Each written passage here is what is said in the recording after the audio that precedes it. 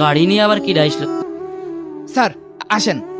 Sir আসসালামু আলাইকুম। ওয়ালাইকুম সালাম। আকিব, জি স্যার। ঢাকা শহরের মধ্যে সব থেকে বড় বিল্ডিং আমি করব। জি প্রায় 50 লক্ষ টাকার ইট লাগবে। ইটটা অবশ্যই 1 নম্বর হওয়া চাই। স্যার, এটা নিয়ে আপনি কোনো চিন্তা করবেন না। এই যে ইট ভাটাটা দেখতে পাচ্ছেন, এটা ঢাকা শহরের ভিতরে 1 নম্বর ইট ভাটা। আমাদের বিল্ডিং এর যে ইঞ্জিনিয়ার, তার টাকা পরিশোধ করেছো? স্যার, রড, বালু, সিমেন্ট আর সাথে ইঞ্জিনিয়ারের পেমেন্ট মিলে 1 কোটি টাকা আসছে। আমি এটা ক্লিয়ার করে দিয়েছি স্যার। কি ব্যাপার? লোকটা চিনা চিনা মনে হচ্ছে। রফিক মনে হচ্ছে। রফিকই তো। টাকার কোনো সমস্যা নেই, চাল আগে সব দেওয়া যাবে।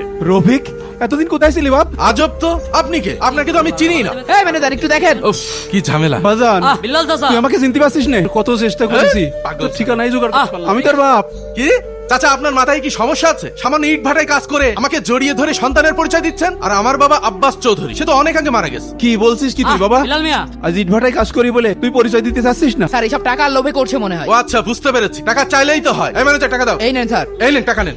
তুই এটা কি বললি বাপ? আমি টাকার জন্য তোর সাথে এরকম করছি? দেখুন চাচা, আপনার সাথে কথা বলার সময় আমার নেই। এই ম্যানেজার, জি স্যার। দাঁড়িয়ে দেখছো কি? লোকটাকে সরাও। জি স্যার। এই মেয়ে, হট হট। এই বিল্লাল মিয়া, এই এই চলো, আপনি যান তো, চলো, শোন চলো। শোন শোন। ইট কি ভালো